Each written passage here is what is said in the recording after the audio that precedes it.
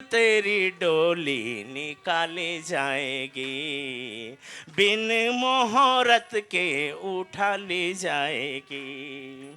धन सिकंदर का पड़ा रह गया, धन सिकंदर का पड़ा रह गया, मरते दम लुकमान भी यह कह गया, मरते दम लुकमान भी कह गया, यह घड़ी हरगिज न टाली जाएगी, जब तेरी डोली निकाली जाएगी, बिना मोहरत के उठा ली जाएगी। क्यों गुलों पर हो रही बुलबुल निसार, क्यों गुलों पर हो रही बुलबुल निसार, पीछे है माली खड़ा हो खबरदार, क्यों गुलों पर हो रही बुलबुल निसार, पीछे है माली खड़ा हो खबरदार, मार कर गोली गिरा ली जाएगी, जब तेरी डोली निकाली जाएगी, बिन मोहरत के उठा ली जाएगी। ऐ मुसाफिर क्यों पसरता यहाँ, ऐ मुसाफिर क्यों पसरता यहाँ, किराए का मिला तुझको मकान, किराए का मिला है तुझको मकाम, कोठरी ये खाली करा ली जाएगी, कोठरी ये खाली करा ली जाएगी, जब तेरी डोली निकाली जाएगी, बिन मोहरत के उठा ली जाएगी।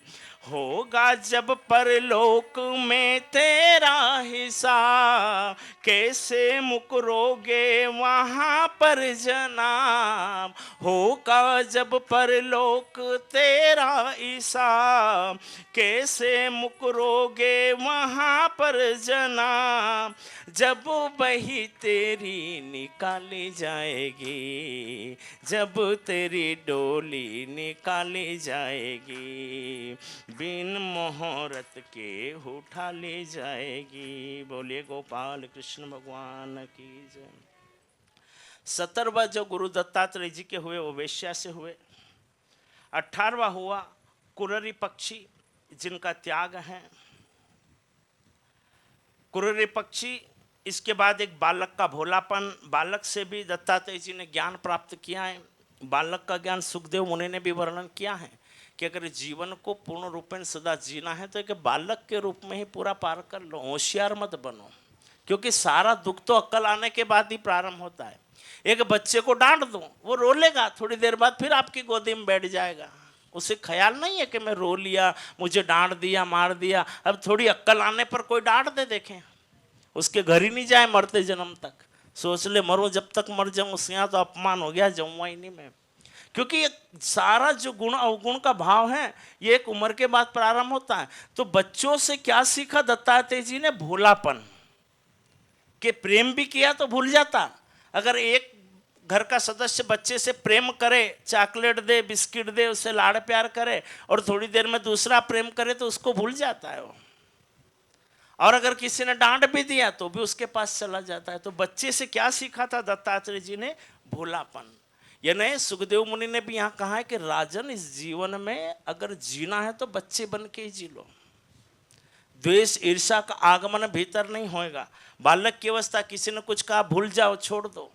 अगर छोड़ना नहीं और पालना सीखोगे तो बड़ी दुविधा हो जाएगी। आप सब हम ध्यान दें, अगर हमारे जीवन में बहुत परमात्मा ने अच्छे से अच्छा समय भी दिया, जब धन भी था, मान भी था, सम्मान भी था, प्रतिष्ठाएं भी रही, लेकिन सबसे बड़ी बात यह है कि अच्छा समय भी जीवन में आया और बुरा भी आया। लेकिन जब भी हम बैठेंगे तो सदा हमारे मस्तिष्क में बुरा समय याद आएगा, अच्छा कभी नहीं आता। क्योंकि हमारे साथ जो पीड़ा हुई, कष्ट हुए, जब दो दुखी व्यक्ति मिलता है ना तो दुख की बात बांटता रहता है और वो जीवन के दुख ही याद करता है। परमात्मा कुछ तो यहाँ भी रुष्ट हो जाता है कि मैंने तेरे जीवन में सुख भी दिया, आनंद भी दिया, कभी उसका भी तो चिंतन कर ले। लेकिन व्यक्ति नहीं करता। उसके जीवन में जितने भी दुख है ले लेकर उसी को आता है, स्मृति उसी की लेता है। तो कभी कभी आप दुख को छोड़ दो। कहीं कहीं जैसे आज लोग थोड़े सक्षम है, उस समय गरीबी थी। अगर हम पूरे बूढ़े व्यक्तियों से और पुराने व्यक्ति जो वृद्ध बैठे हैं उनके पास अगर जाकर बैठें तो कहेंगे बेटा पहले कुछ नहीं था, ऐसा था, ऐसे जीवन था, ऐसा जीवन। उनके जीवन में अच्छाई भी रही होगी, सुख भी रहा होगा, भक्ति भी रही होगी, लेकिन वो याद नहीं है। जितना दुख है वो पूरा याद है उनको। तो यहाँ कथा कहती है कि जीवन को अगर सुखमय बनाना है तो जो भी दुख है आप उसे छोड़ दो और जो सुख है उसे समेटते चलो, तो जीवन शायद अच्छा बन जाएगा, जीवन में थोड़ा आनंद आ जाएगा। अन्यथा दुख को ही चिंतन करते करते रहेंगे तो जीवन में दुख ही दुख भरा रहेगा। इसलिए परमात्मा को धन्यवाद देते रहो, परमात्मा तूने उतना दुख नहीं दिया जितना तूने सहा है। जो हमने तेरे बारे में सुना है, तूने कितनी विपत्ताएं झेली, तूने हमको तो कुछ भी ना आने दी। इसलिए परमात्मा तेरा धन्यवाद है। एकांत का वास, एकांत के वास से भी एक कथा आती है। एकांत का अर्थ ये होता है कि शांत चित्त में बैठकर भी एक गुरु है। एकांत का वास भी दत्तात्रेय जी ने सीखा है कि जीवन में एकांत में भी थोड़ा बैठना सीखो। एकांत में बैठकर अगर मन को सतचित भाव से करोगे तो परमात्मा का अनुसरण होता। उन्होंने देखा कि एक स्त्री क्या है, चावल बिन रही है, अकेली बैठी है और घर में चावल में से कंकर बिन रही थी। उसकी गली के पास एक राजा की बारात चली गई। बाद में कुछ सैनिकों ने पूछा कि बारात किधर गई, तो कहने लगी मुझे ख्याल नहीं है क्योंकि मैंने कोई बारात की आवाज़ नहीं सुनी। बोलिए गोपाल कृष्ण भगवान। वो एकांत चित्त में उसका ध्यान कहाँ था, सिर्फ चावल से कंकर को बाहर फेंकना। तो उसे बारात का भी अनुभव नहीं हुआ। ये एकांतवास है। बाण बनाने वाला, जब बाण बनाने वाला उसके ध्यान की परिकष्टा आती है। जो बाण बनाता था, अब तो बाण बनाने वाले नहीं है, लेकिन दत्तात्रेय जी महाराज ने बाण बनाने वाले से भी एक गुण यह सीखा है कि जब वो बाण बनाता है उसका ध्यान, उसका मन और उसकी आंखें तीनों एक सीध में होती है। अगर उसमें से एक चीज भी थोड़ी गलत हो गई तो बाण टेढ़ा बन जाएगा।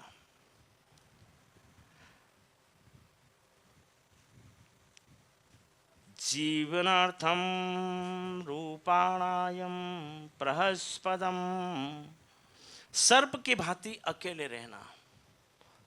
सर्प जो होता है ये अधिकांशतः सर्प को अकेले वास बताया गया है। नाग या नागिन या फिर सर्प आपको अकेले वास में मिलता है, झुंडों में सर्प नहीं मिलता है।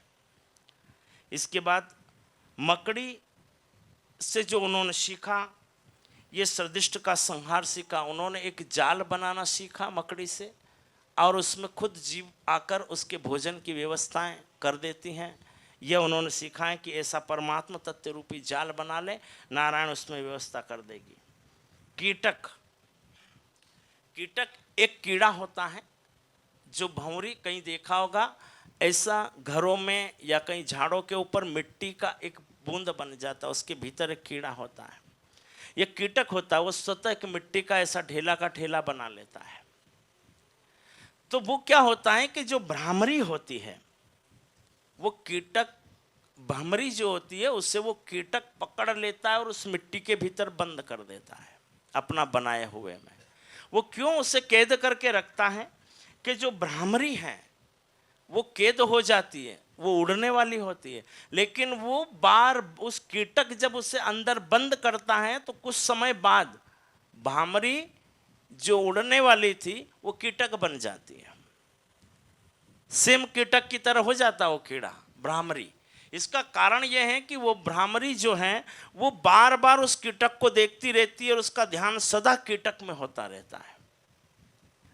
तो भ्रामरी अपना रूप बदलकर कीटक के रूप में हो जाती है। तो ऐसा सतचिंत मनुष्य अगर जैसे भाव कि परमात्मा तत्व में या भक्तिमय तत्व में या मंत्रमय तत्व में, तो आप चाहे कहीं भी हो आपके मन से मंत्र प्रारंभ हो जाता है। तो जैसे भाव वैसे लक्षण, वैसा चेहरा, वैसी आंखें और वैसा शरीर का निर्माण होने लगता है। मनुष्य पापात्मक कर्म है तो उसे देखकर एक छोटा सा बच्चा भी समझ जाएगा व्यक्ति दुष्ट दिख रहा है, क्योंकि उसके भाव भी वैसे होने लग जाते हैं। अब ये जो एक कपोत है, एक कपोत की कथा का वर्णन आता है, सुखदेव जी मुनि करते हैं। एक कपोत पक्षी होता है। यह कपोत और कपोतनी दोनों बड़े प्रेम से जंगल में रहते हैं, अपना एक घोंसला बनाते हैं, वृक्ष के ऊपर घोंसला रखते हैं और दोनों बड़े प्रेम से जीवन भर साथ में आनंद से साथ में जाना, अन्न की व्यवस्था करना, खाना और वापस उस घोंसले में आ जाना। जब ये कपोत और कपोतनी इस प्रकार से रहते हैं, फिर इनके यहाँ संतान होती है। जब इन अंडे देते हैं, अंडे से वो पक्षी बाहर आते हैं, तो ये बड़े बाहर जाते हैं, दाना लाते हैं, चुगते हैं, उनके लिए सब व्यवस्थाएं करते हैं। बड़ा इनका आपस में रात्रि को कुटुंब एक साथ बैठता है, आनंद से रहने लगते हैं। स्थिति आगे ऐसी बढ़ती है कि एक समय एक जाल फैलाने वाला आता है और वो जाल फैलाकर उस कपोत और कपोतनी के बच्चों को कैद कर लेता है। वो बच्चे उस जाल में आ जाते हैं। ये दोनों उड़कर आते हैं। जब ये देखते हैं तो कपोतनी के मन में आता है, अरे मेरे बेटे मेरे बेटे मेरे बेटे जाल में फंस गए हैं, कैसे चिल्ला रहे हैं, कैसे पुकार रहे हैं, क्या करूं क्या करूं। तो ये कपोतनी धीरे से उड़कर जाती है और ये भी उस जाल में फंस जाती है। अब वो कपोत जो है वो देखता है कि मैं क्या करूं, अब तो मेरी पत्नी भी चली गई, मेरे बच्चे भी जाल में चले गए, मैं कैसे जीऊँगा, इनके बिना मर जाऊँगा। वो अपने पंख फड़फड़ाता है, लूटता है, चिल्लाता है, चारों ओर उड़ता है, लेकिन वो भी अवसर देखकर उनके पीछे प्राण के लिए वो भी उसमें जाल में चला जाता है। बोलिए गोपाल कृष्ण भगवान की जय। कृष्णा चैतन्यम विदयतेनम ब्रह्मस्पदं निरुयोगात्मनं सर्वं न ओहास्तनं हृदयनय नारायणं विष्णुवन्दस्य रूपाणाय विष्णुवेभ्यो नमः। यहाँ क्या होता है कि जब सुखदेव मुनि कहते हैं कि राजन, ये जो कपोत और कपोतनी से जो ज्ञान दत्तात्रेय जी ने लिया, यह भी इनके गुरु हुए 24 गुरुओं में। तो कथा कहती है कि मनुष्य का जीवन भी इस प्रकार ही रह गया। स्त्री पुरुष का प्रेम, फिर संतान का प्रेम, इन दो के पीछे संसार में इनको किसी से नहीं लेना और अंत में इनके जीवन का जाल में फंसकर सबका प्राण त्याग देना, यह दशा उत्पन्न हो जाती है। इसलिए यहाँ सुखदेव ने यह बताया है कि संसार में स्त्री पुरुष कुटुंब परिवार के अलावा भी संसार या जगत में कई काम हैं। थोड़े से जुड़कर रहें, समाज से जुड़कर रहें, अन्य वर्ण से जुड़कर रहें, एक दूसरे के दुख या सुख में काम आने को रहें, परमात्मा का अनुसरण चिंतन भगत कथाएं आदि भावों में भी रहें। अपने इस जीवन का मूल्य सिर्फ इतना ही न करें कि संतान हो और उन्हीं का भरण पोषण करें। हम तो कहीं न जाएं, न मंदिर में जाएंगे, न पूजन करेंगे, न किसी नाते रिश्तेदार प्रेम दुख सुख कहीं हमारा आना जाना नहीं। जब ऐसा जीवन होता है तो ये कपोत और कपोतनी की तरह जीवन हो जाता है। इसलिए हमें मनुष्य को मनुष्य के भाव से और मनुष्य के रूप से इस जीवन को जीना पड़ता है। ये मनुष्य रूप है, हमें भाव एकत्व शक्ति भाव आदि अनेक चीज़ों के ऊपर इस भाव को जीना है। अब सुखदेव मुनि कहते हैं कि है राजन, ये दत्तात्रेय जी की कथा के बाद की कथा आती है कि भगवान कृष्ण की संतानें जो हैं उनकी संतानें हो जाती हैं, बड़े होने लगते हैं। अब एक समय क्या हुआ, सप्त ऋषियों का आगमन द्वारका में हुआ। तो सप्त ऋषि द्वारका में आए, बच्चे हैं कृष्ण के, छोटी अवस्था में ही थे, नाते पोते। अब सप्त ऋषि आए तो बच्चे आपस में कहने लगे, बड़े बड़े ऋषि आए, महात्मा आए, ये महात्मा तो जरूर कुछ न कुछ जानते होंगे, तो चलो एक काम करें, सब मिलते हैं और इन महात्माओं की परीक्षा लेते हैं। बोलिए गोपाल कृष्ण भगवान की जय। अब सब बालक मिल जाते हैं और उन ऋषियों के पास ऋषियों की परीक्षा लेने के लिए जाते हैं। तो सांब आदि प्रदुम्न ये सबके जो पोते या ये बालक हैं, ये सब मिलके कहते हैं परीक्षा कैसे लें, चलो इनसे अपन पूछते हैं, हम में से एक व्यक्ति को स्त्री के कपड़े पहना के स्त्री बना दें। अब स्त्री बना दिया। और उसके पेट के ऊपर एक लोहे का मूसल हाथ में आ गया, वो बांध दिया, उस पर बहुत सारे कपड़े लपेट दिए, स्त्री का रूप बना दिया और उसको घूंघट में लेकर उन सप्तऋषियों के पास लेकर चले गए। अब सप्तऋषि जो दृष्टि बंद करे तो अंतरिक्ष आदि पाताल को देख ले, लेकिन कहते हैं कि जब बुद्धि भ्रष्ट होती है ना विनाश की, तब ऐसे गुण आ जाते हैं। ऋषियों की परीक्षा लेने के लिए वो बालक चले गए, लोहे का मूसल है, कपड़े बांध लिए, साड़ी पहना दी और उसे गर्भवती स्त्री का वेश बनाकर ऋषियों के पास लेकर गए। और ऋषि सब बैठे थे वहाँ वाटिका में, द्वारका में। तो उनसे पूछे, महाराज प्रणाम है, ये हमारी एक पत्नी है और यह गर्भवती हैं, तो आप तो दिव्य दृष्टि जानते हैं, तो इसके गर्भ में लड़का है या लड़की, ये बता दीजिए। बोलिए गोपाल कृष्ण भगवान की जय। सप्तऋषियों ने देखा और उन्होंने देखकर कहा कि तुम किनके कौन हो? तो कहा, महाराज कोई नहीं, यहीं रहते हैं, आप तो बस इतना बता दीजिए कि ये जो स्त्री है इसके गर्भ में क्या है, इसके पेट में लड़का होगा कि लड़की होगा, आप तो हमें इतना बता दें, हम चले जाएंगे। सप्तऋषियों ने देखा और उन बालकों से कहा कि ना तो इसके पेट में लड़का है और ना लड़की है, इसके पेट में एक लोहे का मूसल है और तुम कृष्ण की संतान हो। हाँ, तो उन्होंने जानकर भी कि कृष्ण की हो, लेकिन अब हम सप्तऋषि है, तुम में इतना ज्ञान नहीं, भगवान के नारायण की तुम औलादे हो, तुम्हें इतना उपदेश नहीं, ऋषियों का इस प्रकार तुम अहिर्गन कर रहे हो, हम तुम्हारे बगीचे में आए और बैठे, तो अब मैं तुम सारे यदुवंशियों को श्राप देता हूं कि यह इस बालक के पेट में जो लोहे का मूसल है, यही मूसल इस यदुवंश का विनाश करेगा। बोलिए गोपाल कृष्ण भगवान की जय। इधर भगवान के विनाश की स्थितियों का प्रारंभ होता है। गांधारी जो हैं, सारा युद्ध सारे समाप्त, सारे पुत्रों की स्थितियां समाप्त, सब स्थितियां हो गई, तो उसके मन में बड़ा द्वेष तो था कि मैं कृष्ण के पास जाऊं और कृष्ण से मिलूं। भगवान कृष्ण को जब ऐसा हुआ कि मुझे माता गांधारी याद कर रही है, तो मैं ही गया। भगवान एक बार सारा युद्ध होने के बाद गांधारी के पास मिलने गए वन में। तो वहाँ उसने कहा कि प्रभु, अब मैं आप पर प्रेम करूं, श्राप दूं या आशीर्वाद दूं, मैं ये नहीं जानती, लेकिन मैंने युद्ध को रोकने की बड़ी कोशिश करी, युद्ध ना रुका। लेकिन वासुदेव सच तुम ये बताओ, अगर तुम चाहते तो युद्ध रुकता कि नहीं रुकता? भगवान कृष्ण कहा, माता अगर मैं चाहता तो युद्ध तो रोक सकता था। फिर गांधारी ने कहा, फिर तुमने इस युद्ध को रोका क्यों नहीं? इस युद्ध में हजारों विधवाएं हो गई, मेरी कोंक पूरी चली गई, कोई नहीं हमारे वंश में बचा है, लेकिन कृष्ण तुमने सिर्फ लीला रची है, इस युद्ध को रोका नहीं है, और तुम चाहते तो युद्ध रोक सकते थे। तो गांधारी से भगवान ने कहा, मैं चाहता तो युद्ध तो रोक सकता था, लेकिन माता मुझे इस संसार में आया ही मैं इस युद्ध को कराने के लिए, फिर मैं इस युद्ध को कैसे रोकूं? ये पिता माँ, ये बड़े बे मुचुकुंद आदि कितने कौन कौन यहाँ हुए, कितनों को सबको सब युद्ध में खेल खेलना ही था। तब माता गांधारी ने कहा कि नारायण, मैं जानती हूँ कि तुम कृष्ण हो और तुम इस युद्ध को रोकने में सक्षम थे, किंतु तुमने इस युद्ध को नहीं रोका और मेरे पूरे वंश का विनाश करा, इसलिए मैं तुम्हें श्राप देती हूँ कि मेरे कुल के विनाश की तरह तुम्हारे यदु कुल का भी विनाश होगा। बोलिए गोपाल कृष्ण भगवान की। भगवान ने कहा, माता तुमने बड़ी देर कर दी, मुझे तो बड़ा श्राप पहले भी मिल चुका है, मैं तो जानता हूँ कि मेरे कुल का विनाश होगा, क्योंकि सप्तऋषियों के श्राप से भी मैं न बच सकता। लेकिन अब माता आपको प्रणाम है कि आपने श्राप दिया, लेकिन दुख यह भी है कि आपका श्राप निरर्थक रहेगा। भगवान वहाँ से आ जाते हैं। भगवान की दशा सुखदेव मुनि राजा से कहते हैं कि राजन, सबसे बड़ी अजीब यह तथ्य है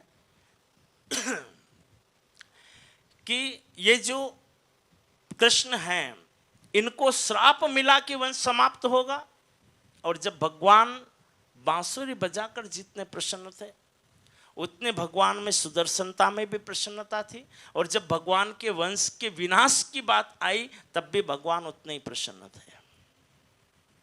अब सुखदेव मुनि कहते हैं कि राजन, अब वो तक्षक नाग आज छठा दिन है, कल तो नाग ढस लेगा। तक्षक नाग अपने स्थान से निकल चुका था, अब राजा परीक्षित के पास एक ही दिन शेष था। कल तो प्राण जाएंगे।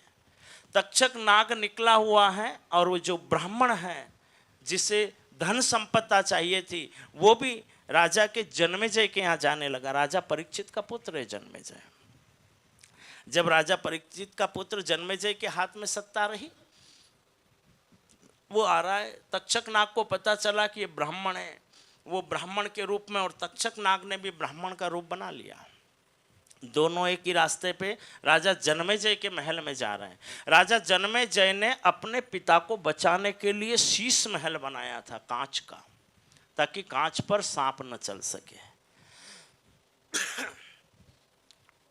बड़ा ऊंचा महल बनाया, आखिरी ऊपर महल के ऊपर एक झूला लगाया और उस झूले में हम राजा परीक्षित को सुलाएंगे कल लाकर।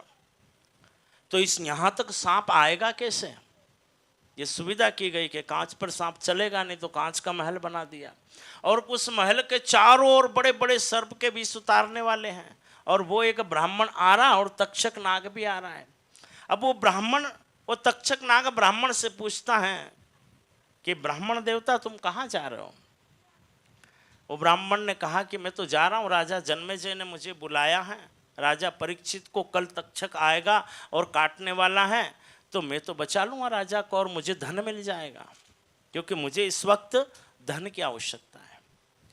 तो जब यह स्थिति आती तो वो तक्षक नाग कहता है कि राजन, तुम ब्राह्मण देवता तुम यहाँ से अपने घर चले जाओ, व्यर्थ में मत जाओ, मैं ही तक्षक नाग हूँ और मैं भी राजा को काटने ही जा रहा हूँ।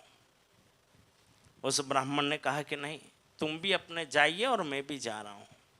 लेकिन तक्षक ने कहा कि महाराज मत जाइए, आप ब्राह्मण हैं और मैं जानता हूँ आप मेरे विष से आप नहीं राजा को बचा पाओगे, इसलिए मुझे अपना काम करने दो।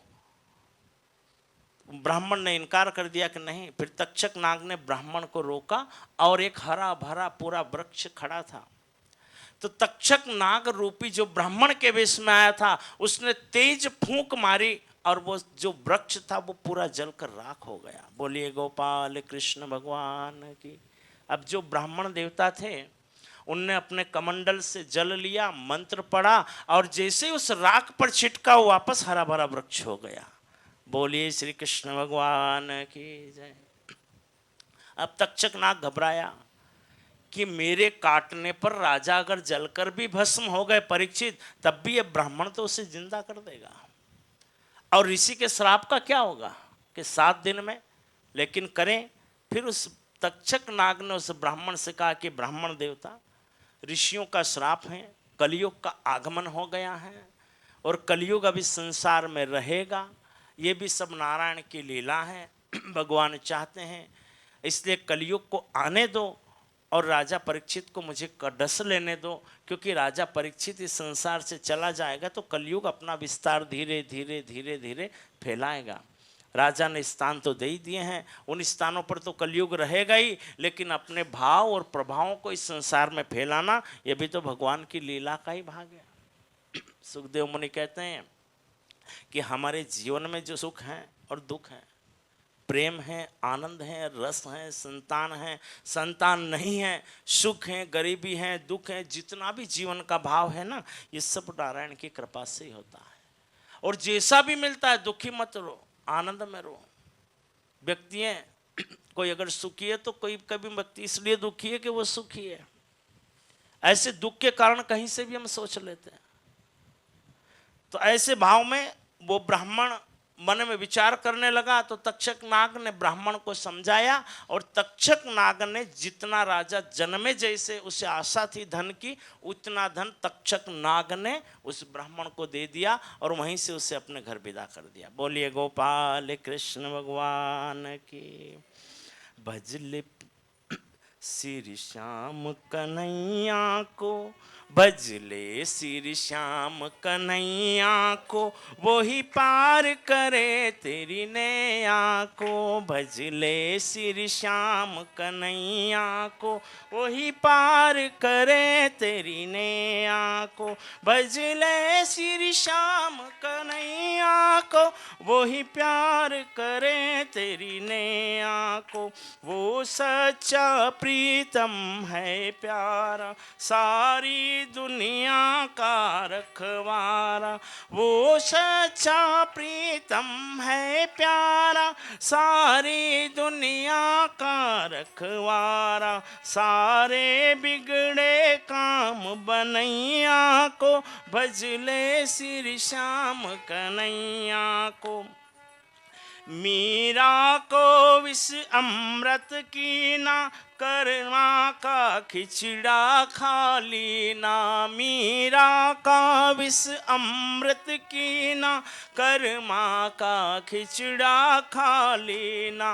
गजराज के प्राण बचैया को, भजले श्री श्याम कन्हैया को।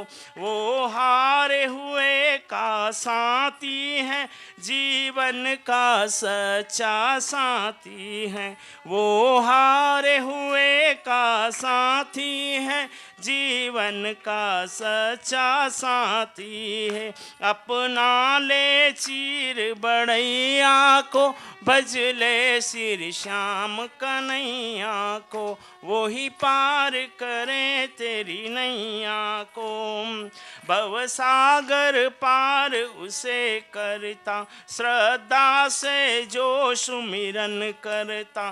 ब्रजवासी रास रचैया को, भजले श्री श्याम कन्हैया को। वो ही पार करे तेरी नैया को। बोलो गोपाल कृष्ण भगवान की जय। गुरु गौर गोविंद महाराज की जय। सुखदेव मुनि कहते हैं कि राजन, नारायण कृष्ण को भी श्राप लगे, और जो नाग तुम्हें दसने वाला है और जो ब्राह्मण इस विष को उतारने वाला है, वो तो धन लेकर चला गया है। लेकिन फिर भी सुखदेव मुनि कहते हैं, राजन प्राण चाहिए, जीवन चाहिए या मुक्ति चाहिए? लेकिन राजा परीक्षित कहते हैं कि महाराज अब आप सुना ही रहे हो, तो एक दिन शेष है, बस अब मुझे तो आप भगवान के लोक में भेज दें। जीवन को जीकर मैं क्या करूँगा? सुखदेव मुनि और राजा परीक्षित, एक राजा जो परमात्मा से मुक्ति का मार्ग मांग रहा है, और उसके सामने सुखदेव जी जैसे बैठे हैं जो ये कह रहे हैं कि मांग ले, प्राण चाहिए, जान चाहिए, या राज्य चाहिए, वैभव चाहिए, या मुक्ति चाहिए।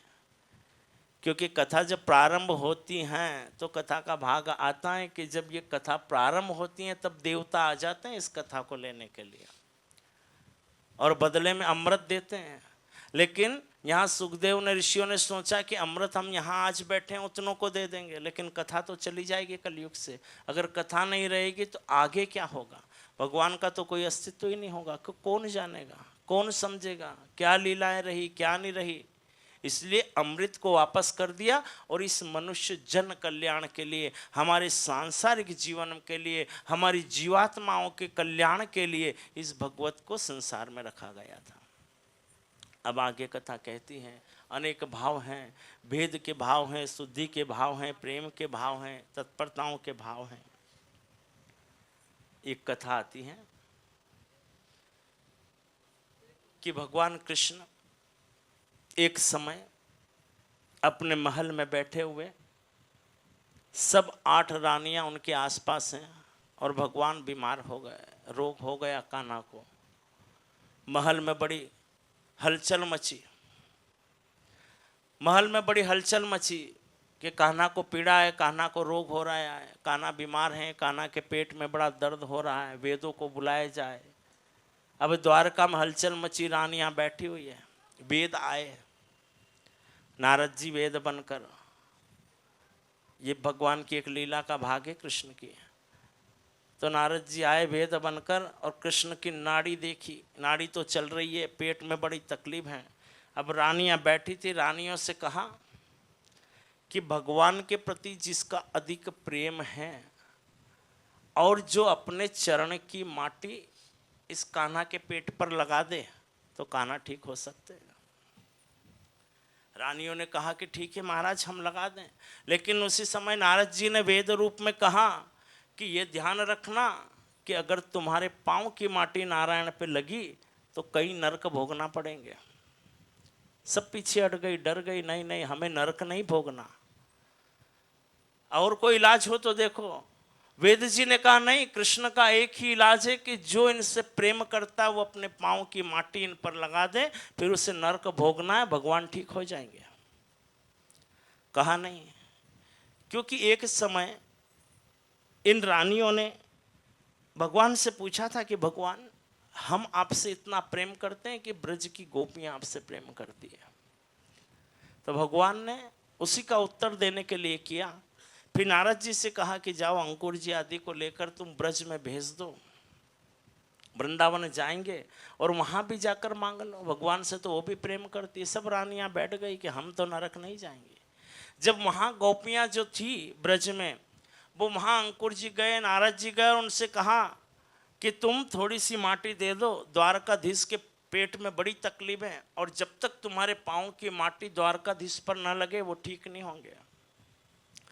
तो गोपिया ने अंकुर जी नारद जी से कहा ले जाओ, अभी हम यहाँ नाचती हैं, जितनी भी पाँव की मिट्टी है, जितनी भी चाहिए तुम लाला के लिए ले जाओ। बोलिए गोपाल कृष्ण भगवान की जय। नारद जी ने कहा तुम ये माटी तो दे रहे हो, लेकिन यह ध्यान रखना कि इस माटी को हम लाला पर लगा देंगे, लेकिन तुम्हें नरक भोगना पड़ेगा। तो गोपियों ने नारद जी और अंकुर जी से कहा कि तुम उसकी चिंता मत करो, अगर हमारी माटी से ही लाला ठीक होता है तो आप तो लगा दो, हमें हजारों वर्षों के हजारों जन्म जीवात्मा तक भी नरक भोगना है तो हम स्वीकार करेगी। बोलिए गोपाल कृष्ण भगवान की। वो मिट्टी लाए तो यहाँ पर ये जो आठों रानियाँ आश्चर्य में हो गई कि कैसा, उन्होंने दे दी मिट्टी। नारद जी ने कहा उन्होंने दे दी। बोले नर्क, बोले वो नर्क सहने के लिए तैयार है। मैंने तो 1-2 जन्म की कही, उनने तो बोला कि 100 जन्म भी हम नर्क मिले तो हम सह लेंगे, हमारा प्रेम कृष्ण के प्रति इतना है। भगवान पे मिट्टी लगाई, भगवान उठकर बैठ गए। रानियों के मन में जो भाव था प्रेम का वो निश्चल हो गया, उनके मन में से ये संदेह भगवान ने दूर कर दिया कि ब्रज में जो मेरे लिए प्रेम की चितवन है, जो प्रेम है वो यहाँ नहीं है। महाभारत काल का युद्ध होता है और जब महाभारत का युद्ध चल रहा है उस समय वहाँ पर इनके पिता और इनकी माता दोनों आए और भगवान कृष्ण अपनी माता के पास मिलते हैं, प्रणाम करते हैं। अपने पिता को वो बार बार उपदेश करते हैं भगवान कृष्ण। उनकी माता कहती है बेटा सारा संसार हम ये सुन रहे हैं कि तेरे पास कई लीला हैं, कई चमत्कार तूने किए हैं, तू नारायण का रूप है। भगवान कहते हैं नहीं मैया, ये बात दोनों जगह आती है, भगवान ने कहीं भी ये नहीं कहा है। राम से भी माता कौशल्या ने कहा था कि बेटा मैं सुन रही हूँ कि कहीं तो भगवान नारायण का अवतार है।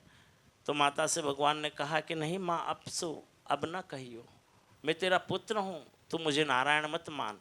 यहीं भी देवकी ने जब कहा कि आप कृष्ण तुम नारायण के अवतार हो, सारा जगत तुम्हें नारायण मानता है, तब वो अपनी माता से कहे, माता से कि माता आप मुझे नारायण मत कहिए, मैं आपका पुत्र ही हूँ। अब यहाँ आए वासुदेव और देवकी इस क्षेत्र में आए और माता पिता का आगमन देखे तो भगवान ने उनका सत्कार किया, उनका स्वागत किया और फिर कहा कि माता क्या चाहिए। ये दोनों भाव की कथाएं कहती है। जब यशोदा के पास भगवान गए तो यशोदा ने भी पूछा भगवान ने कि माता तुझे क्या चाहिए। तो यशोदा ने कहा कि बेटा क्या चाहिए, मैं क्या मांगूं, मैं तो यही चाहती हूँ कि बस तेरा दर्शन होता रहे। यहाँ देवकी से भी भगवान ने पूछा कि माता तुम निराश क्यों हो। माता सोचने लगी मेरा बेटा दे पाएगा कि न दे पाएगा, मैं मांगूं या न मांगूं। लेकिन फिर भी सुखदेव मुनि कहते हैं कि भगवान ने बार बार माता से पूछा माता तू क्या चाहती है। तो माता ने कहा कि बेटा अगर तू दे सके, अगर तू सच है, या मैं ये नहीं कहती, लेकिन जो मैंने तेरे पहले अपने 6 पुत्र को खोए, मैं वो 6 पुत्र तुझसे पुनः मांगती हूँ। बोलिए गोपाल कृष्ण भगवान की। अब माता पिता के मांगने पर भगवान राजा बलि के पास पाताल लोक गए। अब ये कथा ठीक से समझ ले। ये राजा बलि के पास कृष्ण भगवान गए और जहाँ भगवान का राजा बलि ने उनका स्वागत सत्कार किया, भगवान से बोले कि स्वयंभू मनवंतर में मरीच प्रजापति की, क्योंकि वहाँ राजा बलि के पास इनके 6 पुत्र थे, वो कैसे थे, क्योंकि स्वयंभू मनवंतर की बात थी। एक मरीच प्रजापति की उर्णा नाम की उससे मरीच प्रजापति की उर्णा नाम पत्नी से उसको 6 पुत्र उत्पन्न हुए थे। एक समय देवता रूप 6 पुत्र अपनी कन्या के पीछे भागते हुए उन्होंने ब्रह्मा जी को देख लिया। ब्रह्मा अपनी कन्या के पीछे किसी कारण से जा रहे थे, तो उन 6 पुत्रों ने ब्रह्मा जी को, अपनी प्रजापति ब्रह्मा के उष्ण नाम कन्या से जो 6 पुत्र हुए थे उनको देख लिया था उन 6 पुत्रों ने। तब देवता का 6 पुत्र अपनी कन्या के पीछे जब गए तो ब्रह्मा को देखकर हंस दिए। इस पाप कर्म के कारण असुर योनि में वो 6 पुत्र उत्पन्न हुए। फिर उन्होंने हिरण्याकश्यप के यहाँ जन्म लिया था। इन 6 पुत्रों ने, वे ही 6 ने हिरण्याकश्यप के यहाँ से योग माया की प्रेरणा से, योग माया ने उन 6 पुत्रों को श्राप, जो हिरण्याकश्यप के वहाँ रहे थे, फिर योग माया की प्रेरणा से हिरण्याकश्यप के यहाँ से ये 6 पुत्र योग माया की प्रेरणा से देवकी के उदर में आते गए, क्योंकि इनको श्राप दे दिया था। तो ये 6 पुत्र देवकी के उदर में आते गए और ये कंस के हाथों मारे गए। अब ये धीरे धीरे वहाँ राजा बलि के पास, वहाँ के बाद में राजा बलि के पास आ गए हैं। भगवान उनसे कहने लगे, उन्होंने देवकी को अपना पुत्र मानकर सोच करती हैं और इसीलिए हैं बलि, मेरी माता देवकी उन्हें अपना पुत्र मानती हैं और इसलिए वो बार बार सोच करती है और उन पुत्र के लिए रोती रहती हैं। इसलिए बलि, आप मेरी माता के उन 6 पुत्र को लौटा दीजिए। बोलिए गोपाल कृष्ण भगवान की जय। माता देवकी के शोक को दूर करने के लिए भगवान वहाँ आए और देवकी को सौंप दिया। और देवकी को जब ये भगवान ने अपने 6 पुत्र दिए, इसमें स्मर, परिस्वंग, पतंग, द्रुक्षबुल और धृणी, इस प्रकार से इन 6 पुत्रों के नाम थे, जो देवकी के कंस के द्वारा मरे हुए पुत्रों को पुनः राजा बलि के पाताल लोक से लाकर अपनी माता को भगवान कृष्ण ने समर्पण करिए। बोलिए गोपाल कृष्ण भगवान की जय। सर्वशनं चैतन्यं भवं निरारं विघ्नाः परिदर्शिताय जीवनशनं कृपानिदानं कारणायं नमस्कृतम्। आगे की कथाएं भगवान के वंश आदि के अवतारों की कथाओं के बाद में अभी हम एक सुदामा चरित्र की वर्णित की कथा का वर्णन करते हैं। जीवनं परिदर्शितायहं परमार्तनं परमाह योगाहं सर्वोपरिहं सरस्वतं निरूहपणं निरुयोगावत्तं कृष्णायहं कालिन्द्यायं परमार्थनं परमेह विष्णुवे नमः। सुदामा की पत्नी का नाम सुशीला था। हमने कल कथा समझी थी कि सुदामा दरिद्र क्यों था। इस श्राप की कथा हमने कल वर्णित भाव करी है। भगवान के चने सिर्फ खाने से नहीं, अगर सुदामा जी ने सारे चने खा लिए कि मेरा मित्र दरिद्र न हो श्राप के कारण, इसलिए ये चने सुदामा जी खा गए। लेकिन नारायण का चिंतन और सचिंतन सुदामा जी करते रहे।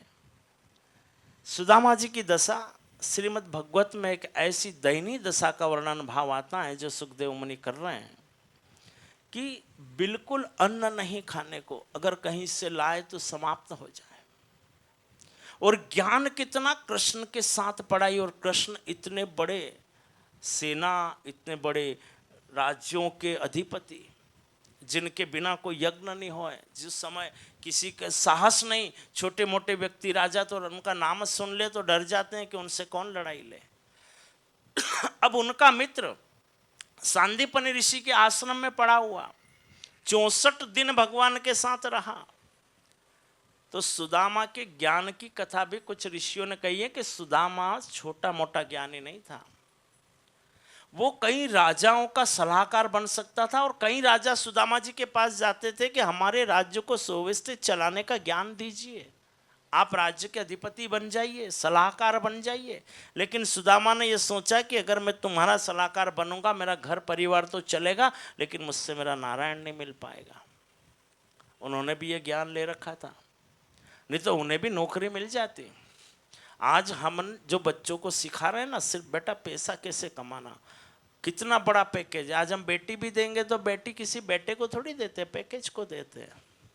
जितना बड़ा पैकेज बेटी दे दी, ज्ञान कौन देख रहा, गुण कौन देख रहा।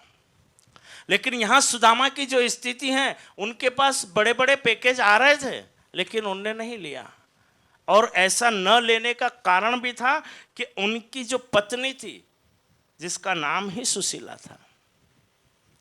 अब तो नहीं हो तो पत्नी बोले इतनी बड़ी कंपनी का ऑफर आया था, नहीं लिया, वो अपना बिस्तर उठा के मायके आ जाएगी। लेकिन सुशीला ने नहीं लिया, कहा कि नहीं, मेरे पति जो चाह रहे हैं जरूर कुछ अच्छा ही है, हमारी आत्म कल्याण के लिए चाहेगा। तो यहाँ मन भाव से जो नारायण में समर्पित था, भाव तो मिला ही। अब सुदामा जी की ऐसी दशा कि कथा कहती है कि कभी कभी ऐसे करते थे पति पत्नी कि उनके पास कुछ नहीं है तो वो लकड़ी जलाकर चूल्हे पे हांडी रख देते थे। बच्चों को कहते बेटे सो जाओ, ये तांदुल पक रहे हैं, ये पकेंगे तो मैं तुम्हें उठाकर भोजन करा दूंगी। बच्चों को गर्म पानी पिला पिला कर सुशीला सुला देती हैं। और वो बच्चे की नींद खुलती है तो पूछते हैं कि अम्मा चावल बन गए माँ? हाँ बेटा पक रहे हैं, तुम सो जाओ। ऐसे सुबह हो जाती थी, क्योंकि हांडी में कुछ नहीं था, सिर्फ पानी था। तो भगवान जब देते हैं और मिलते हैं तो सहज भाव से नहीं, अब भोग लगाने के लिए भी उनके पास कुछ नहीं है। क्या भोग लगाए, कुछ नहीं है। दरिद्रता की सीमा हो गई। मांगने जाए तो कभी कभी ये कि एक मुट्ठी तांदुल भी नगर में न मिले। अब मांगने पर लोग गालियां भी देते हैं कि इतना अच्छा, इतना ज्ञानी, भगवान में खोया हुआ। आज भी यही दशा है। अगर आज भी हम कहें तो कोई युग बदला थोड़ी, तब भी कलयुग था, आज भी कलयुग है।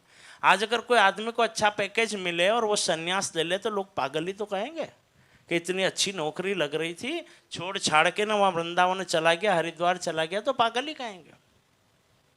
अभी एक हरिद्वार में, वहाँ हरिपुर कला में एक महात्मा आए। अभी हम वहाँ, एक हमारा आयोजन था तो वो महात्मा जी वहाँ आए हुए बैठे थे। उस व्यक्ति के पास 500 करोड़ की संपत्ति, अमेरिका में डॉक्टर था, और वो साधु बन के बैठा है। हमने भी उनसे पूछा महाराज जी आप ये, तो बोले मुझे कुछ नहीं करना, बस मेरा मन उठ गया, मेरे को नहीं, मैं यहीं रहूँगा। हमारे एक प्रोग्राम था, ध्यान योग शिविर गंगा के तट पर, वहाँ वो आते जाते थे, रहते थे, अच्छे थे, विद्वान भी था, ज्ञानी भी था, कोई अधिक उम्र की भी नहीं थी, विवाह भी नहीं हुआ होगा, 30-32 साल की उम्र होगी। सब छोड़ के आके वहाँ रह रहा है। फिर हमने कहा कि महाराज जी कम से कम यहाँ आपके पास डॉक्टर की डिग्री है, कम से कम इतना तो करो कि यहाँ जो आसपास साधु महात्मा बीमार दुखी होते हैं तो उनका निःशुल्क ही उनको इलाज कर दिया करो। तो उन्होंने फिर एक टाइम रखा है कि मैं 1 घंटे ही निःशुल्क इलाज करूँगा, बाकी मैं गंगा में बैठूँगा, गंगा के तट पर बैठूँगा और अपना हरि का भजन करूँगा। मैं सब छोड़ चुका हूँ, यहाँ अगर मैं करने लगा तो फिर मैं तो वहीं आ जाऊँगा। वही जड़ भरत जैसा कि पूरा जीवन राज्य वैभव में बिताया और वो मृगनी से प्रेम हो गया तो मृग की योनि में जाना पड़ा। तो यहाँ पर जीवन में आज भी ये नहीं है, आज भी ये भाव की दृष्टियां है, लेकिन उसके लिए भी ईश्वर भी कृपा कब करता है कि जब थोड़ी सी लालसा हमारे भीतर भी हो। कहते हैं कि परमात्मा आपको कहता है चल, इशारे करता है, ऐसे इशारे करता है, चल चल, उंगलियां चुबाता है, चल चल, हम नहीं चलते। फिर ईश्वर कहता है चलो ठीक है, थोड़ा बहुत चल रहा तो उंगली पकड़कर चलाने की कोशिश करता है, फिर भी हम न चलें और हम जमीन पे ही बैठ जाए, नहीं हम तो चलेंगे ही नहीं, तो ईश्वर हाथ छोड़ देता है। फिर हाथ पकड़ के घिसता नहीं है कि नहीं मैं तेरे को घसीट कर ले चलूँगा। बोलिए गोपाल कृष्ण भगवान की जय। सर्वस्तु यहाँ भी स्थिति यही थी कि कहीं आ रहे हैं, कहीं राजा आ रहे हैं। अब सुशीला कभी कभी तो कहती कि पुत्र भूखे मर रहे हैं, कुछ तो देख लो। मैं अधिक नहीं मांगती, मैं इतना ही कहती हूँ कि कम से कम कुछ तो ला दो। तो सुदामा जी कहते हैं सुशीला थोड़ी शांति रखो, धैर्य रखो, वो नारायण देख रहा है, हम गलत नहीं है, और मैं पूजा या सेवा नहीं छोड़ सकता हूँ, मैं वो करूँगा ही, क्योंकि मैं कृष्ण के साथ रहा हूँ और मैंने यही सीखा है कि मैं उसका साथ नहीं छोड़ूंगा, उसका चिंतन करूंगा नारायण का। इसलिए तुम भी करो, जरूर कुछ मिलेगा। लेकिन जब 2 दिन हो जाए, 3 दिन हो जाए, 4 दिन हो जाए, तो 5वें दिन थोड़े से तांदुल मिल जाते थे। भगवान जब परीक्षा लेता है तो सहजता से मरने भी नहीं देता। परीक्षा ही परीक्षा लेता है। और परीक्षाएं कौन देता है? जिसमें परीक्षा देने की योग्यता हो, परीक्षा भी उसी की होती है। कभी कभी हम कहते हैं पितृ तकलीफ दे रहे हैं, तो पितृ आएंगे भी उसके घर जिससे उनको आशा है, चाहे जिसके घर थोड़ी जाएंगे। तुम्हारे माँ बाप जिंदे हैं तो भी अगर 4 बेटे हैं 6 बेटे हैं तो उसी के बोलेंगे बेटा हम भूखे हैं रोटी दे दो, क्योंकि उनको पता वही देगा, तो उसी के पास जाएंगे। तो मरने के बाद पितृ भी वहीं जाने की सोचते हैं, उसी को पीड़ा देते हैं, तब वो जाके उनको देता है। अब जो माने ही नहीं, भगा दे, वहां क्यों जाए, कहीं भी चले जाएंगे। तो यहां भी यह दशा है कि सुदामा को हम गरीब कह सकते हैं लेकिन अज्ञानी नहीं कह सकते हैं। तो सुदामा बड़े ज्ञानी थे, लेकिन लोग उनके पास सलाह लेने आते थे। तो एक बार उनके भाई ने उनसे कहा कि मैं एक राजा के यहाँ अच्छा संगीत बजाता हूँ, सब कुछ करता हूँ, तुम भी चलो, घंटे 2 घंटे के लिए ही सही, इतना धन मिल जाएगा कि तुम्हारे बीबी बच्चों का पेट भर दोगे। मन में आया चलो ठीक है चलें। जब वहाँ गए तो उस राजा ने कहा सुदामा से कि तुम मेरे गुण गाओ। सुदामा जी ने हाथ जोड़े, महाराज देना हो तो दे दो, मैं गुण तो हरि के गाऊंगा। जैसे तानसेन तो आ गए थे अकबर के साम्राज्य में, लेकिन उनके गुरु नहीं आए। उनने मना कर दिया मैं ब्रज से नहीं छोड़ूंगा। हरिदास जी ने साफ इनकार कर दिया मैं सिर्फ कृष्ण के गीत गाऊंगा, मुझे कुछ नहीं चाहिए। तो यहां पर भी सुदामा को कुछ न चाहिए, वो बस नारायण का चिंतन करते रहे, कृष्ण का चिंतन करते रहे और आशाएं लिए बैठे थे। एक घड़ी ऐसी आई कि जब उन्होंने हांडी में देखा भगवान को भोग के लिए घर में एक तांदुल नहीं था, तो उनकी पत्नी सुशीला ने वो हांडी रख दी, कहीं भी देखा कुछ न मिला। तो उसने उस सुदामा जी ने हांडी उठाई तो उसमें से एक चावल का दाना रखा था। ये 2 बार कथा आती है। जब भगवान ने पांडवों की स्थिति थी कि वहां जब शुक्राचार्य को 10,000 शिष्य लेकर जो भेजा था दुर्योधन ने वन में, तो द्रौपदी को जो अक्षय पात्र था उसमें यह कहा गया था कि अक्षय पात्र से अगर द्रौपदी भोजन कर लेगी फिर उस दिन इसमें भोजन नहीं आएगा। जब तक द्रौपदी भोजन न करेगी तब तक इस अक्षय पात्र से कितनों को भी वो भोजन करा सकती थी। लेकिन अब यहाँ जो दुर्योधन ने चाल चली ऋषियों को भेजने की, तो ये कहा था कि जब वो द्रौपदी भी भोजन कर ले तब जाना महाराज, क्योंकि उनको पता था कि द्रौपदी के बाद तो उनके पास वन में क्या है खाने को, और नहीं है तो ये जो जा रहे हैं दुर्वासा जी आदि ये तो श्राप दे के आ जाएंगे। अब ये चले गए, द्रौपदी का भोजन हुआ, उसके द्वार पर गए, कहा कि हमें भोजन कराओ अर्जुन। अब ये भोजन क्या कराए, कहा हम ठीक है आप स्नान करके आइए, हम आपकी भोजन की व्यवस्था करेंगे। द्रौपदी घबरा गई कि आप व्यवस्था कैसे करेंगे, 10,000 शिष्य, 1-2 नहीं है, और ये तो स्नान करके अभी आए, अब अपने अक्षय पात्र में क्या है, मैंने तो भोजन कर लिया, अब इसमें से कुछ अब निकलेगा तो कल निकलेगा। यह अक्षय पात्र की विशेषता थी, वो एक ही बार भोजन देता था। यहाँ 2 कि यहाँ भी जो हांडी है सुशीला के पास उसमें 1 चावल, और उधर उस समय द्रौपदी के पास में भी उस हांडी में सिर्फ 1 ही चावल शेष बचा था। भगवान नारायण वहाँ गए, अब ये सब चिंता में बैठे कि आज तो श्राप लगना ही है, आज तो मृत्यु आएगी। भगवान कृष्ण पहुँच गए, पूछा कि बहन क्या हुआ, तो कहा कि क्या करें केशव, ऋषि आ रहे हैं भोजन करने के लिए और हांडी में तो हमने सब कर लिया। भगवान ने पूछा कहाँ है तुम्हारा अक्षय पात्र, मुझे तो दिखाओ। जब भगवान ने अक्षय पात्र देखा तो उसमें से 1 चावल निकला। भगवान ने वो चावल खाया तो सारे संसार के जीव जंतुओं का उस समय पेट भर गया था, सिर्फ ऋषियों का नहीं भरा था। इस संसार में कीट जीव जंतु पशु पक्षी सबका पेट भर गया था। उस दिन जो भगवान ने वो तांदुल खाया अक्षय पात्र का, उसके बाद उस दिन किसी व्यक्ति ने संसार में जीव जंतुओं ने भी भोजन नहीं किया था। ऐसी कथाएं आती है। यहाँ के शिवाजी महाराज है, इनके गुरु सभा में बैठे थे और जब शिवाजी महाराज वहाँ एक भाषण दे रहे हैं, बोला कि नहीं शिवाजी का राज्य बड़ा अच्छा चल रहा, शिवाजी के राज्य में कोई भूखा नहीं है, शिवाजी सबको अन्न देता है, इस प्रकार की बड़ी बड़ी बातें शिवाजी करने लगे। शिवाजी के गुरु बैठे थे, क्रोध आया और उठकर सभा से बाहर चले गए। शिवाजी सोचने लगे कि गुरु को अचानक क्रोध क्या आ गया, सभा से बाहर क्यों चले गए। वो बाहर गए और एक मिट्टी का सूखा ढेला उठाकर लेके आए, सर पर रखकर गुरु, और शिवाजी से कहा शिवाजी ये क्या है। शिवाजी ने कहा महाराज मिट्टी का ढेला है, लेकिन आप मेरे भाषण से इतने दुखी क्यों हो गए, नाराज क्यों हो गए, क्यों चले गए? तो गुरुदेव ने वो मिट्टी का ढेला उस सभा में फेंका और उसके भीतर से एक मेंढक कूदता हुआ बाहर निकला। गुरु ने कहा शिवाजी इस मेंढक को अन्न तू दे रहा है। बोलिए गोपाल कृष्ण भगवान की जय। इसलिए कभी राजा को ये अहंकार नहीं कि मैं देता हूं। आज के राजा सब यही बात करेंगे, हम प्रजा को ये दे रहे हैं, हम दे रहे हैं, हम दे रहे हैं। सुखदेव मुनि कहते कोई किसी को नहीं देता। इस भ्रम में भी मत रखना कि पत्नी को भी तुम दे रहे हो, पुत्र को भी तुम दे रहे हो।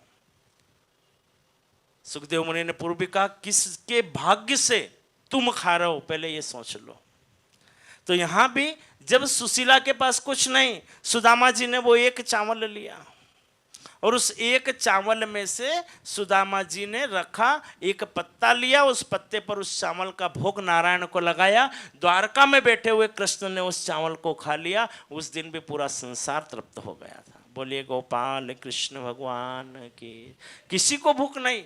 अब माँ बच्चों से पूछती है सुशीला बेटा तुम्हें भूख है? नहीं अम्मा आज तो पूरा पेट भरा हुआ, अब आज हम कुछ नहीं खाएंगे। सुशीला कहीं मांगने जाए, बच्चे भूखे होंगे, लेकिन सुशीला भी सब सोचते रह गए। लेकिन भगवान की माया सब भ्रमित भी हो गए कि पेट क्यों भरा, सबका पेट क्यों भरा हुआ है। लेकिन उस दिन किसी जीव ने भी भोजन नहीं किया। अब सुखदेव मुनि कहते हैं कि राजन सुदामा की ऐसी दशा देखते देखते एक बार उनकी पत्नी ने कहा कि तुम्हारा मित्र बड़ा धनी है, राजा भी है। मैंने सुना है कि द्वारका में तो सब कोई गरीबी नहीं है, सबके पास धन है, वैभव है, सबके पास स्वर्ण है, सब कुछ है। तो क्यों नहीं एक बार आप चले तो जाओ। वो बार बार कहती थी आपके मित्र जब आप बात करते हो, मेरा मित्र ऐसा, आप मेरा मित्र ऐसा, हम वन में जाते थे, ऐसे पढ़ते थे, मेरा मित्र पहले मुझे खिलाता था फिर खाता था। बातें तो बड़ी बड़ी करते हो, लेकिन आज अपने घर में खाने को नहीं है। और तुम्हारा मित्र द्वारकाधीश है, फिर तुम द्वारकाधीश क्यों नहीं जा रहे हो? बार बार वो कहने लगी। फिर उसने एक दिन कहा कि सुशीला तुम कहती हो तो मैं मित्र के पास मिलने तो चला जाऊंगा, लेकिन ये ध्यान रखना मैं मित्र से कुछ मांगूंगा नहीं। सुखदेव मुनि बोलते हैं कि राजन ये सुदामा और कृष्ण के प्रेम का, सुदामा और कृष्ण के भावों का, और सुदामा और कृष्ण के आंतरिक यानी आत्मा और परमात्मा के मिलन की कथा है। सुदामा जी के मन में भाव आया कि चलो बार बार कह रहे हैं, बार बार कह रहे हैं तो क्या करें, चलो चलें। लेकिन जाएं तो कैसे, खाली कैसे जाएं? तो खाली न जाएं। तो सुशीला ने कहा कि ठीक है आप ऐसे करिए, घर में कुछ है नहीं है। तो सुशीला ने कहा कि मैं आस पड़ोस में जाती हूँ। तो थोड़े थोड़े चावल 4, 6, 10 घरों से सुशीला ने एकत्र किए। 3 मुट्ठी चावल एकत्र हुए। 3 मुट्ठी चावल एक मैले कुचेले कपड़े में सुशीला ने पुरानी साड़ी के अंदर बांध दिए और सुदामा को दे दिए कि अब तुम रास्ते में कहीं से कुछ मिल जाए तो मांगते हुए चले जाना, और द्वारकाधीश को जाकर ये चावल जरूर देना, और मेरा जरूर कहना कि मैंने ये दिए। स्त्री का भाव है, थोड़ा तो रहता है, कुछ देंगे तो कुछ तो रिटर्न गिफ्ट मिलेगा ही, तो कुछ तो लेके चलो। अब सुशीला के मन में तो ये भाव था, सुदामा के मन में नहीं था। वो 3 मुट्ठी तांदूल लेकर जाने लगे। रास्ते में भूख भी लगी, प्यास भी लगी, कुछ नहीं हो पा रहा, क्योंकि भगवान अब अंतिम परीक्षा के दौर से गुजर रहे थे। सुदामा जी कुछ नहीं हुआ। अब वो जा रहे हैं, कहीं मिले कहीं ना मिले, कहीं होता है। सुखदेव मुनि कहते हैं कि राजन सुदामा बड़े विचार से रुकते हुए, उनकी अवस्था भी बड़ी जीर्ण हो गई, भूख प्यास से शरीर सूख गया, और वैसे भी गरीबी अवस्था, मैली कुचेली जनोई, फटा रूप, फटे वस्त्र, पूरे शरीर में कहीं न कहीं सब जगह लाग कांटे आदि चुभे हुए, और इस गरीबी की दशा में वो द्वारका की ओर चले आ रहे हैं। द्वारका की ओर आते हैं तो द्वारका के भीतर प्रवेश करते सुदामा डर जाते हैं कि यहाँ तो सारे व्यक्ति ऐसे धनी हैं, सबके पास इतने स्वर्ण आभूषण, इतने अच्छे राजाओं की तरह वस्त्र हैं, मैं इसमें प्रवेश करूँ कि न करूँ। द्वारकाधीश में बड़े मन भाव से वो प्रवेश करके भीतर प्रवेश होते हैं। सुखदेव मुनि कहते हैं कि राजन सुदामा के मन में ऐसे भाव आए कि वो भीतर जाए या बाहर आ जाए या वापस लौट कर आ जाए। तब सुदामा जी बड़ा साहस करते हैं, हे कृष्ण हे कृष्ण हे कृष्ण का उन्होंने कभी लय नहीं छोड़ा, भाव न छोड़ा, विचार न छोड़ा, और कृष्ण का चिंतन करते करते करते करते वो द्वारका में आते हैं और सबसे पूछते हैं कि कृष्ण का क्या ये घर है, कृष्ण का क्या ये घर है, क्योंकि सारे घर द्वारका के महल की तरह बने हुए थे। अब जब वो पूछते हुए भीतर आने लगते हैं, भीतर उनका प्रवेश होने लगता है, लोग हंसते हैं। सुखदेव मुनि कहते हैं कि राजन, गरीबी बड़ी कष्टकारी होती है। जब गरीबी हो तब दुनिया हंसती है, जब धन हो तो सब तुम्हारे हो जाते हैं, लेकिन जब तुम्हारे पास कुछ न हो तुम्हारा कोई नहीं रहता है। ये संसार का चलन कोई आज से नहीं है, ये जग माया के पीछे भागे, जग कोहत कोहत राही। धन हो तो सब तेरे प्राणी, धन है ना तो ना तन ना मन ना हृदय बिसाही। धन ही संसार का सर्वोपरि भाव हो गया था। लेकिन यहाँ सुदामा को अगर धन का आंतरिक मन का लोभ नहीं था कि कमाने में कमजोर था, लेकिन बस वो नारायण का चिंतन करते करते करते करते आने लगे। पानी पिलाना। भजन श्याम सुंदर का करते रहोगे तो संसार सागर से तरते रहोगे। भजन श्याम सुंदर का, भजन श्याम सुंदर का करते रहोगे तो संसार सागर से तरते रहोगे। कृपानाथ बेशक मिलेंगे किसी दिन, कृपानाथ बेशक मिलेंगे किसी दिन, जो सत्संग के पथ पर गुजरते रहोगे। भजन श्याम सुंदर का करते रहोगे तो संसार सागर से तरते रहोगे। चढ़ोगे हृदय पर सभी के सदा तुम, जो अभिमान गिरी से उतरते रहोगे। भजन श्याम सुंदर का करते रहोगे तो संसार सागर से तरते रहोगे। न होगा कभी क्लेश मन को तुम्हारे, न होगा कभी क्लेश मन को तुम्हारे, जो अपनी बड़ाई से डरते रहोगे। भजन श्याम सुंदर का करते रहोगे तो संसार सागर से तरते रहोगे। छलक ही पड़ेगा दया सिंधु का सागर, छलक ही पड़ेगा दया सिंधु का सागर, जो मृत बिंदुओं से रोज भरते रहोगे। भजन श्याम सुंदर का करते रहोगे तो संसार सागर से तरते रहोगे। बोलो गोपाल कृष्ण भगवान की जय, गुरु गौर गोविंद महाराज की जय। भगवान रानियां सेवा कर रही हैं और भगवान अपने महल में बैठे हुए हैं। सुदामा जी आते हैं तो सुदामा जी द्वारपाल से कहते हैं कि मुझे कृष्ण से मिलना है, लेकिन उनकी दशा देखकर कोई भगवान को संदेश नहीं करता। लेकिन एक उनका दास जो द्वारपाल हैं वो आता है और भगवान से कहता है कि भगवान, कोई एक ब्राह्मण है, मेली जलोई है, फटे हाल में है, लगता तो नहीं है कि वो द्वारका का होगा, लेकिन प्रभु वो आया हुआ है और आपका मित्र ऐसा कह रहा है। तो भगवान उससे पूछते हैं कि मेरा मित्र है और इस हाल में है? तो द्वारपाल कहता, हाँ प्रभु, आपका मित्र ही बता रहा है और फटे हाल में है और बड़ा दुखी है, डर भी रहा था, और फिर भी उसने कई सूचना दी, मुझे लगा और मैं यहाँ आया।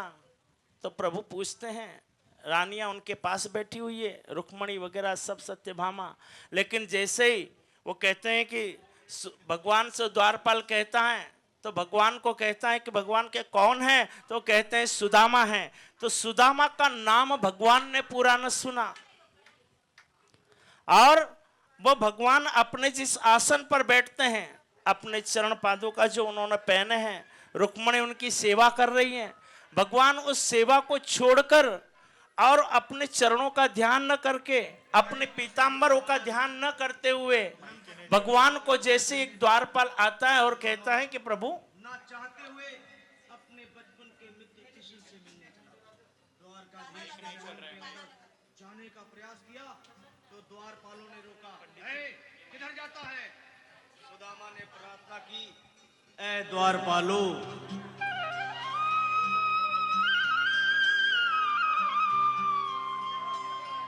देखो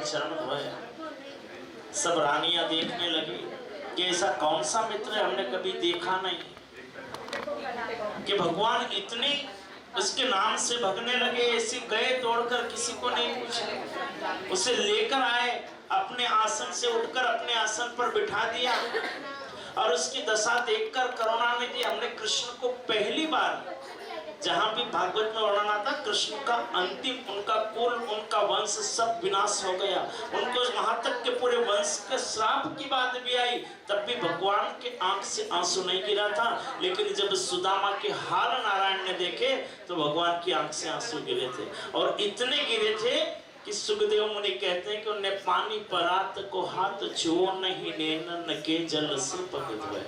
उन्होंने अपनी आंखों से बरसात कर दी और उससे सुदामा के पांव छुए। अब जब वहां बैठे सुदामा के पास में, तो सुदामा के अपने कपड़े में चावल छिपा कर रखे। भगवान मांगने लगे, क्या है, कुछ तो दिया होगा, मेरी भाभी ने कुछ दिया है। अब भगवान सुदामा जी को तो बड़ा लगा कि इतने बड़े साम्राज्य में ऐसी दासियां खड़ी, इतना सब कुछ है, मैं कैसे वो तांदूल छिपाने लगा। जैसे वो मधुमत की कथा आती है कि वो छाछ छिपाता है, यहाँ भगवान से वो तांदूल चावल छिपाते हैं, क्योंकि थोड़े से चावल मित्र के लिए लाया था, लेकिन यहाँ तो सारा राज्य वैभव है। लेकिन भगवान उसके पास से वो तांदूल छीन लेते हैं, और वो जो चावल हैं भगवान एक मुट्ठी लेकर जैसे ही ऊपर मुँह करके उन चावल को खाते हैं, तो वो भगवान उन चावल को जब खा रहे हैं तो उनकी रानियां सब घबरा गई कि ये क्या हो रहा है। भगवान ने दूसरी मुट्ठी ली और दूसरी भी भगवान खा गए। रानियों को भय होने लगा कि तीसरी मुट्ठी न खा जाए, क्योंकि नारायण ने सुदामा को पहली मुट्ठी में ब्रह्मलोक और विष्णु लोक दान कर दिए, दूसरी मुट्ठी में उन्होंने सारा अपना वैभव सुख सर्वस्व दान कर दिया। अब तीसरी मुट्ठी अगर खा ले तो नारायण लोक भी चला जाएगा, रानियों को रहने की जगह कहाँ बचेगी। इसलिए रानियां दौड़ी और तीसरी मुट्ठी का तांदूल कहा कि तुम सब खा जाओगे, हमको कुछ नहीं दोगे। तो उन रानियों ने छीन लिया भगवान के हाथ से वो चावल और सबने आपस में बांट लिया। अगर तीनों मुट्ठी चावल भगवान खा जाते तो तीनों लोग सुदामा को दान में दे देते। बोलिए गोपाल कृष्ण भगवान की। इस कथा के बाद कल भगवान के कृष्ण के भाव श्रीमद् भागवत के सप्तम दिवस में भागवत का सारभूत अनेक प्रकार की और कुछ कथाओं के साथ भगवान की विभक्ति और भागवत का सार। जैसे यज्ञादि कर्म में जब 5 दिन हो, 11 दिन हो, 21 दिन यज्ञ हो, तो कभी न जा सकें तो कम से कम हम ये सोचते हैं कि पूर्णाहुति को हम चले जाएं। कहते हैं पूर्णाहुति को स्पर्श करने से भी यज्ञ का फल मिलता है। 7 दिन ये कलश जो आए वो आदि सब ने श्रीमद् भागवत का पाठ, भागवत की कथाओं का अनुसरण किया है। जो अभी तक न आए या जो और भी हैं जो कम आए या न आ पाए, विलम्ब हुआ, आदि सबको नारायण की कृपा प्रसाद प्राप्त हो। लेकिन सप्तम दिवस के भागवत में आप सब पधारिए, क्योंकि 7वें दिन पूरी भागवत का सारभूत की कथाओं का वर्णन आता है। इसलिए सप्तम दिवस में श्रीमद् भगवान और सुखदेव महाराज और कलयुग के आगमन आदि की कथाओं का भाग रहेगा, और राजा परीक्षित ब्रह्म आदि लोक में जाएंगे। और इसमें सबसे प्रमुख है कि कलयुगे कलिकालनम कलयुगम चरणम, कलयुग के अंत की दशा कैसी होगी, आगे युग की समाप्ति कैसी होगी, प्रलय काल का दृश्य कैसा होगा, और आगे मनुष्य का व्यवहार, मनुष्य के गुण और मनुष्य की भावों की स्थितियों का वर्णन सुखदेव मुनि ने किया है। राजा परीक्षित की संतान क्या होगी, आगे क्या क्या उपाय करेगी, क्या उपद्रव्य करेगी, आधा सब परीक्षित को सुखदेव मुनि ने समझा दिया है। उन कथाओं के भाव को हम कल श्रीमद् भगवत के पुराण के सप्तम दिवस में परिपूर्ण करेंगे। इससे सब धर्म प्रेमी आए और भगवत के अनुसरण का पाठ लें।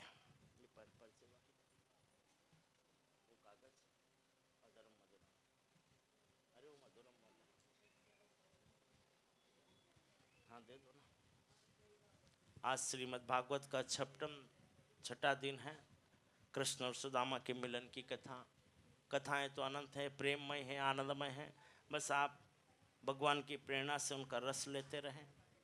बोलिए गोपाल कृष्ण भगवान की जय। कृष्ण सुदामा चरित्र की जय। सुखदेव महाराज की जय।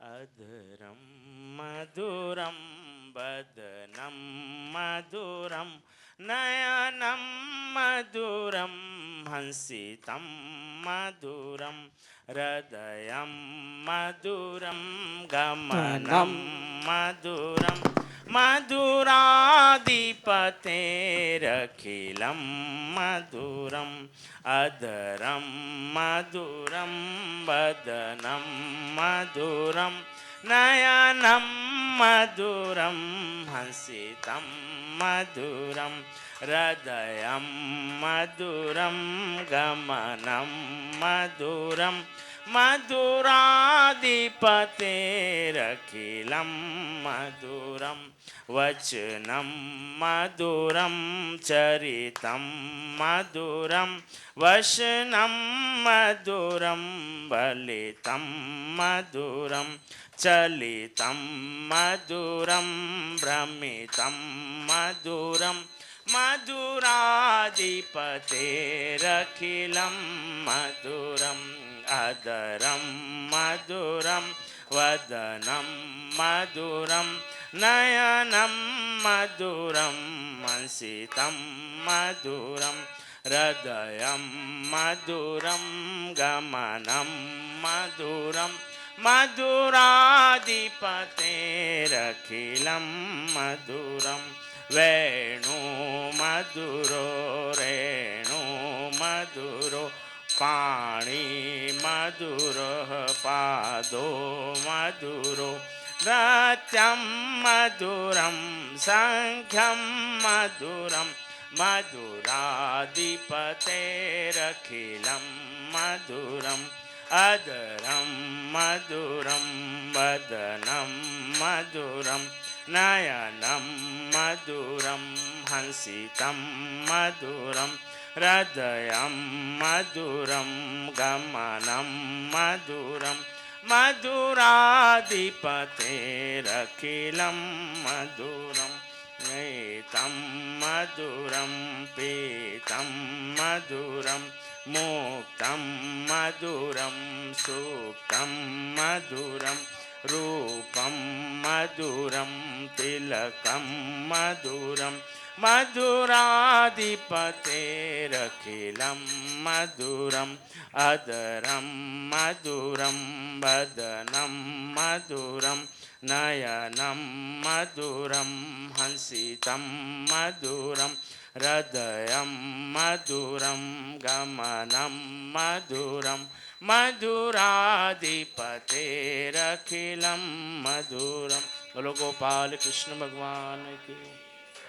अच्युतं केशवं रामनारायणं कृष्ण दामोदरं वासुदेवं हरिं श्रीधरं माधवं गोपिकावल्लभं जानकीनायकं रामचन्द्रं भजे।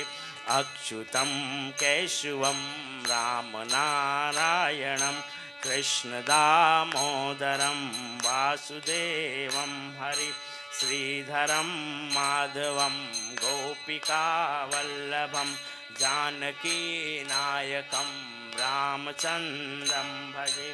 माधवं श्रीधरं राधिकाराधितं इंदिरा मंदिरा चेतसा सुंदरम देवकी नंदजं नंदजे संजिदे विष्णवे जिष्णवे संकिने चक्रिणे अच्युतं केशवं रामनारायणं कृष्ण दामोदरं वासुदेवं हरे जानकी मनोहरं सर्वलोकनायकं भक्तिदाय मोक्तिदाय भक्तिमोक्तिदायकम् अच्युतं केशवं रामनारायणं कृष्ण दामोदरं वासुदेवं हरि श्रीधरं माधवं गोपिकावल्लभं जानकीनायकं रामचन्द्रं भजे। बोलो गोपाल कृष्ण भगवान की जय। आरती वाले आजा। भगवत निर्मल सुख मुख विलगत निगम कल्पफल सुख मुख विलगत निगम कल्पफल परमानंद